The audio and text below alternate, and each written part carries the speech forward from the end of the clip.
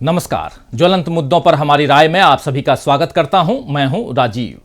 दोस्तों, इजराइल और फिलिस्तीन के बीच पिछले 14 दिनों से जंग चल रही है और कम से कम एक हफ्ते से हम रोजाना आपके सामने इजराइल मुद्दे पर ही हमारी राय पेश कर रहे हैं।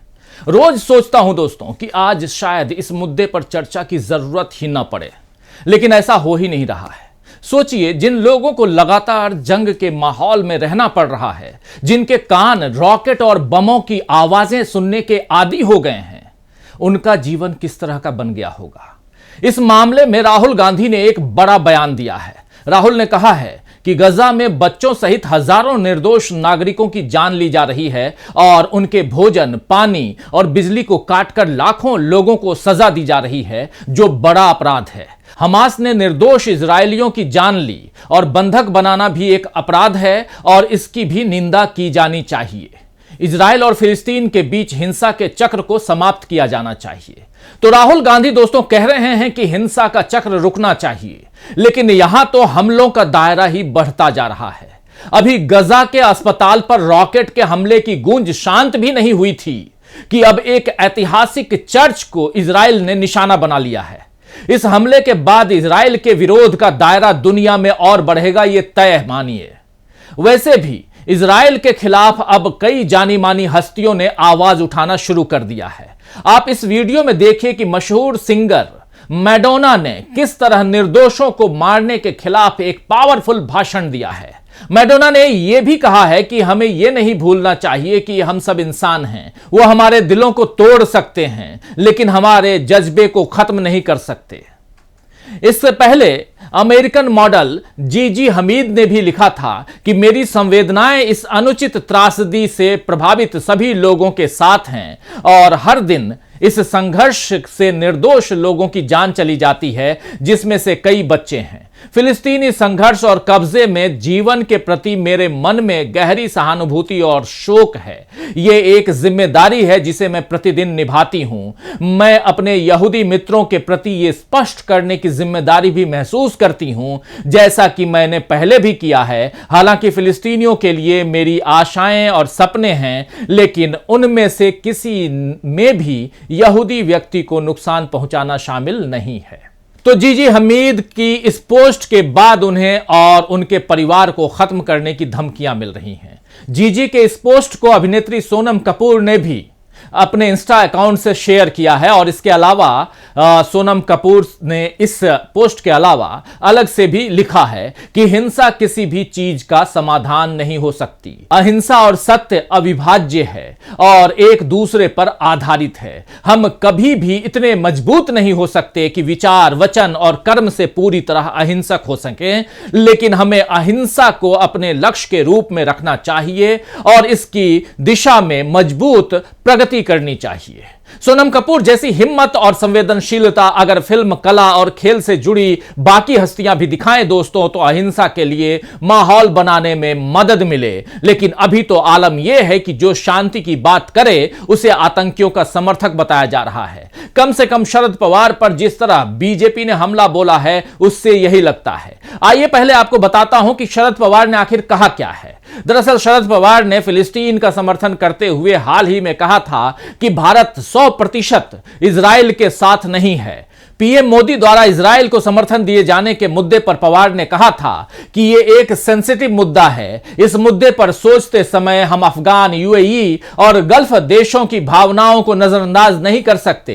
पवार के इस बयान पर केंद्रीय मंत्री पीयूष गोयल ने भड़कते हुए कहा कि यह बहुत परेशान करने वाली बात है कि शरद पवार जैसे वरिष्ठ नेता इजराइल पर हुए आतंकी हमले के खिलाफ भारत की निंदा पर बेतुका बयान देते हैं।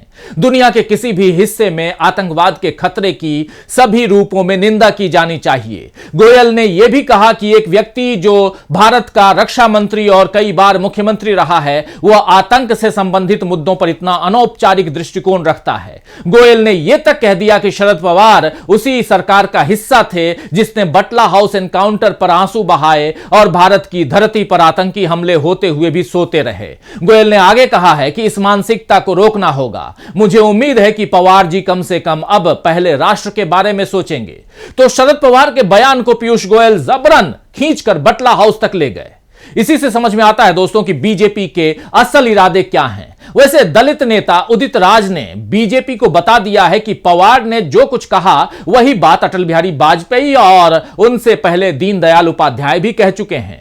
तो बीजेपी को वाकई भारत के इतिहास और विदेश नीति को याद दिलाने की जरूरत है। हालांकि पीएम मोदी ने अभी जरूर फिलिस्तीनी राष्ट्रपति महमूद अब्बास से बात करके मदद जारी रखने का आश्वासन दिया है। गजा के अल अहली अस्पताल पर हमले के बाद मोदी ने फिलिस्तीनी राष्ट्रपति से बात की और इधर अस्पताल के बाद इजरायली सेना ने गजा के अल ज़ैतून इलाके में स्थित सेंट पोरफिरियस चर्च पर हमला कर दिया है।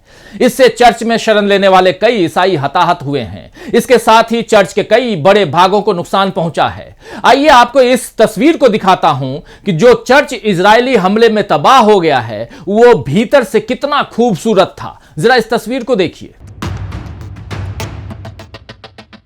तो चर्च पर हुए इस हमले के बाद हमास ने मांग की है कि इस घटना को लेकर अंतर्राष्ट्रीय समुदाय इसकी निंदा करे। हमास ने कहा है कि पूजा के स्थलों पर शरण लेने वाले नागरिकों के खिलाफ हमले फांसीवादी आक्रामकता है, इसे रोका जाना चाहिए। आपको बता दो दोस्तों कि इस चर्च का नाम 5वीं शताब्दी के बिशप के नाम पर रखा गया था। दरअसल सेंट पोरफिरियस चर्च 1150 और 1160 के दशक के बीच क्रूसेडर्स ने बनवाया था। एक मीडिया रिपोर्ट की माने तो इजराइल ने जब गजा पर हमला करना प्रारंभ किया था तभी चर्च के पादरी फादर एलियास ने यहां पर अटैक की आशंका जतलाई थी।